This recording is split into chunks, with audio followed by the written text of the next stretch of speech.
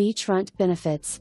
Live the coastal lifestyle, where it feels like you're always on vacation.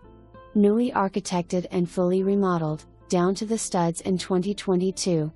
This versatile floorplan features separate entrances and dual power meters, allowing it to function as a spacious single-family home or duplex. Live in one and rent the other.